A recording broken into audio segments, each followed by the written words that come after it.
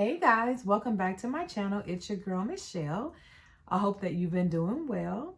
Today's video is about how you can start your business for $500 or less. Yes, it doesn't take a lot of money to make money. Think about that. It doesn't take a whole lot of money to get started.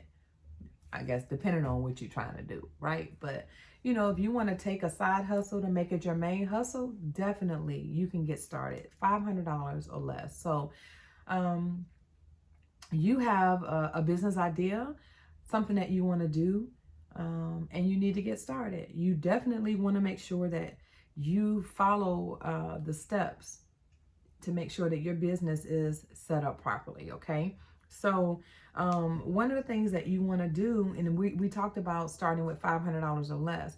So, first thing I would say is maybe if you don't already have a credit card, get a secured credit card, $500 limit.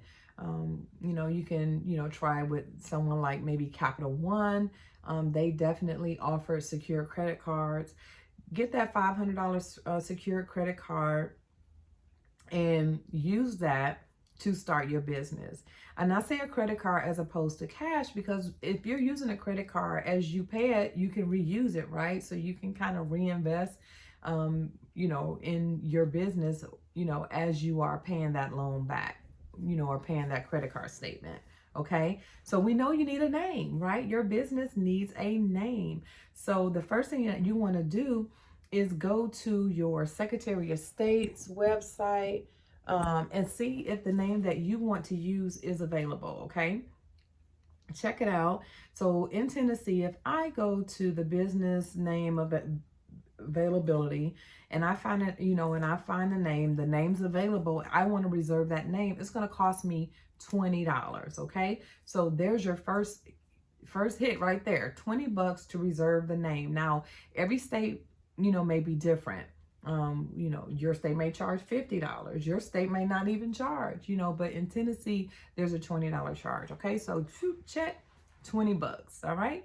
You're going to reserve your name that you want to use.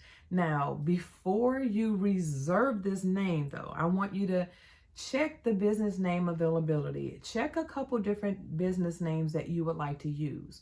Because before you actually reserve it, I want you to go to, Google and search your, that name that you want to use for your business and see if that .com, is available. Like, is it being used? Or you can go to domains.google and check to see if your name, if the name that you want to use for your business is available. Because if you want,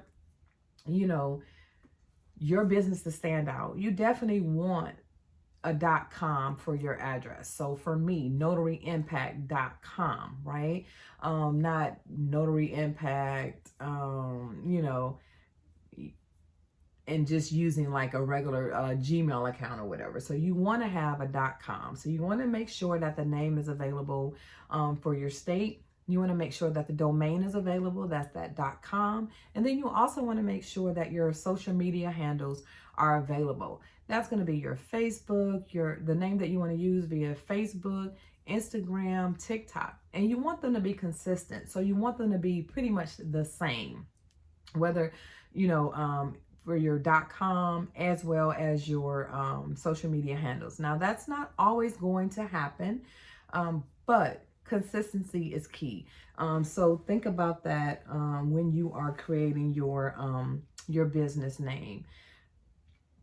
Once you get your name situated, right, you want to go ahead and create your LLC. Go ahead and register it with your state, register it with your county. You want to get your business license. So for Tennessee, if I have an LLC and it's just one person, it's $50. If there's two of us, then it's $100, right? Because it's $50 per person. So for me, I'm a single member LLC, so it costs me $50 to register. So there's $50. So now we're at what, $70? Because it's going to cost you $50 to actually register your business. Once your business is actually registered, then with the state, then you have to go through your county and register and then get a business license, right? So that business license for me in Tennessee was an additional $15. Okay. So now we're at 85 bucks. So you have to register your business, get a business license so that you can conduct business in your county. Okay. They want to make sure that you're, paying your federal excise tax, right? So, you have to register. For me, I had to register with the county. Now, you can create your LLC yourself. You can pay somebody like Zen, ZenFile, Inc., or Zen Business, or InkFile, or LegalZoom, right? And it'll start maybe at $50, and it can maybe go up to $300 to create your LLC. So you want to, take that into consideration. But if you're just forming that LLC yourself, like I did, it was $50 plus $15 for my business license once I registered with the county. So right now I'm like at 85 bucks, right? All right. So after you apply for your LLC, you definitely want to get your EIN number. You can apply for your EIN number before you apply for your LLC. It doesn't matter what order you do that in. The EIN number is done at irs.gov/EIN. It is free. Please do not pay anybody to get your EIN for you. It is free, 99. It takes 2 minutes for you to set it up. Just make sure that you have your business name that you are going to be using. If you have a DBA, make sure that's in there. One of the most important things is that you have your industry code, that you register the EIN number with the correct industry code that you're going to be doing. Because if you don't, it can kick it back or reject your application. And you want to make sure that you are going to be taxed properly. So, if you are doing notary services, then I think you have to click other and then type in services, instead of adding like legal or real estate to your, as your industry. Okay. So just make sure you check with someone to find out what your industry falls under so that you can register and be assigned the proper taxes. Definitely would hate for you to be in the wrong category and then you're not paying the right amount of taxes and get hit at the end of the year or at a later date. Okay. All right. So we have created our name. We have created our LLC. We have set up our EIN number. Right? We've done that. All right. So now what do we do? After we do that, you definitely want to go ahead and get your domain name. That's your .com, right? So you've already selected to see if it was available, and you're going to go ahead and go to Google or domains.google, set that up. So your domain name is going to be, ranges anywhere from $12 to $15 a month that you're going to pay to get your domain. So notaryimpact.com, right? I use that with my GoDaddy account. So I have a GoDaddy account that I pay for where I do my website. So once you get your domain, right, then you want to definitely have your website set up. Now, your website again could range, you can get a free website, and or you can, there's free websites that you can get, and then there's other websites that you can pay for $100, $200, $300. It just depends on the level of a website that you need. Once you get your website, you can then hire somebody like Fiverr to actually create your, your website, your landing page. They can actually do that for you and just create a simple website for you, right? Because you just want to have about, like, who are you? What's your business? What kind of people do you, like, what do you serve? What are your products and your services? How can they contact you, right? So you just need a simple website to get started. So again, Fiverr.com, you can get somebody to, set your website up for you. I mean, to create those landing pages for you. And that's probably, at one point it was probably $50. I would say, I looked on Fiverr, and I think it says starting at $80. So you can get a basic website set up for $80 on Fiverr. So have somebody, help you. If you know somebody, that's great, right? So they can help you set up an awesome website. But if you don't, go to Fiverr. They're really inexpensive and they do really good work, and they allow you, so say they send you something, they set up your website, and they may give you 1 or 2, additional time to say, hey, I don't like that, do this, I would like this, this, and this. And then they'll come back and say, okay, is this okay? And then you'll be like, I don't really like that. I need to tweak it a little bit more. So they'll give you a couple times, to tweak it. And again, it's very affordable. Okay.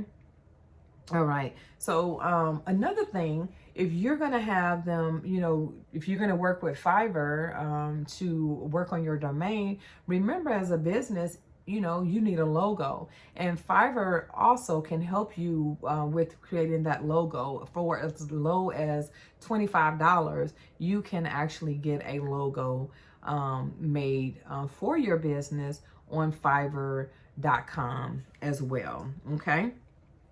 All right. So now that you have your business set, right? Again, let's just kind of recap, right? So we got our name, registered with our state. We've paid our $20, for that.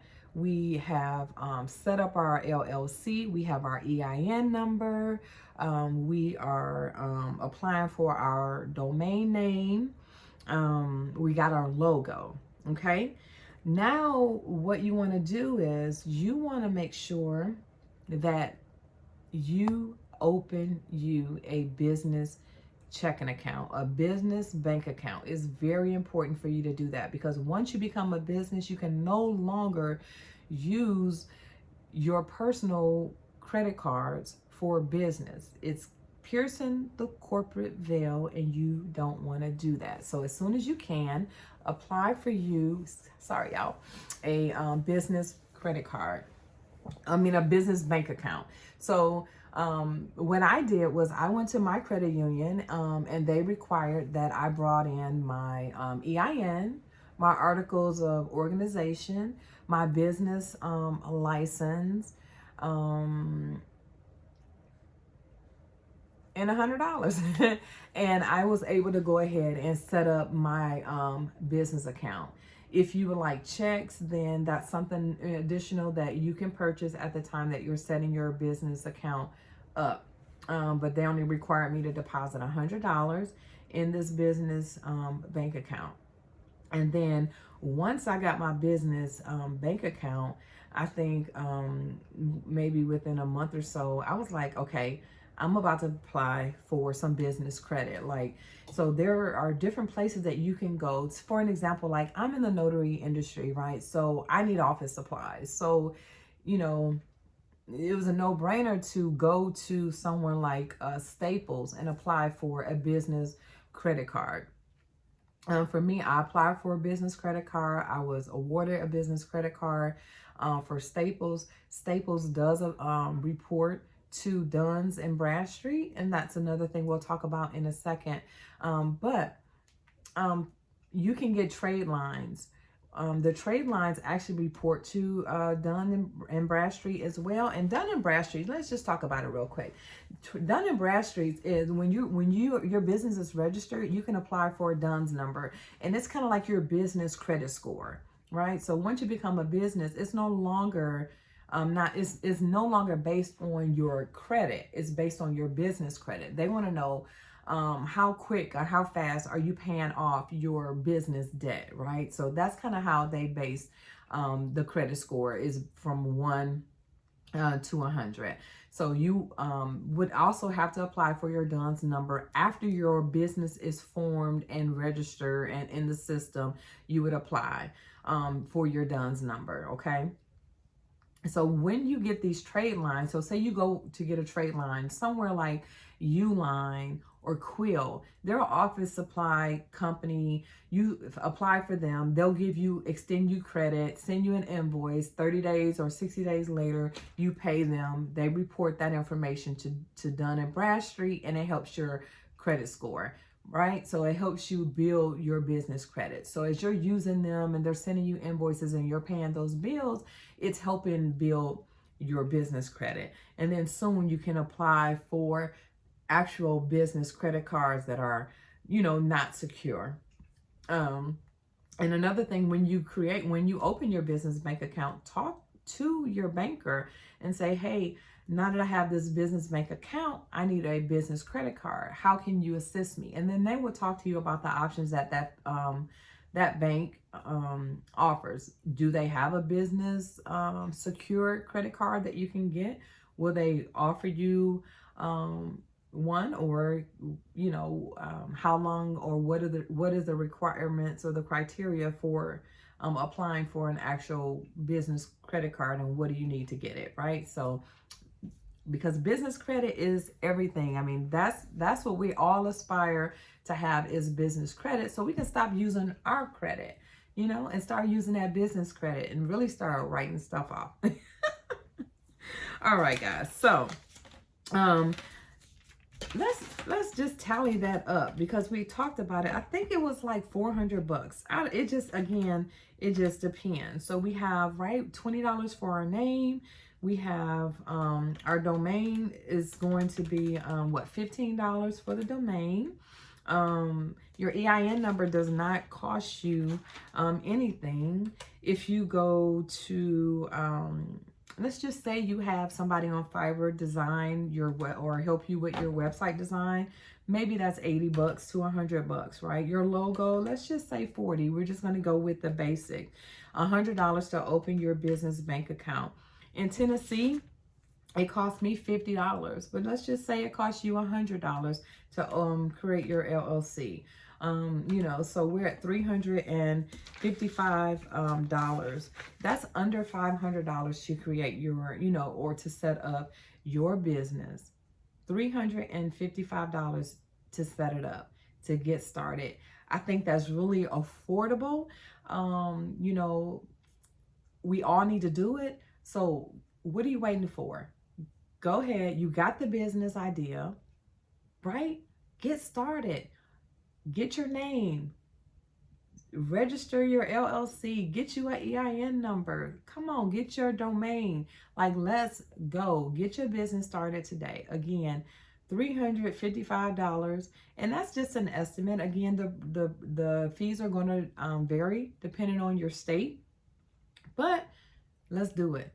Let's get these business started. Start making your money today, okay? Get it started. Get your business out there so that you can start marketing your business. Google business, set it up. Word of mouth, start marketing, those social media, once you get those accounts set up, start marketing your business, right? And then keep your receipts and write all that stuff off, because now you got a business and you can do it. All right. Talk to you later.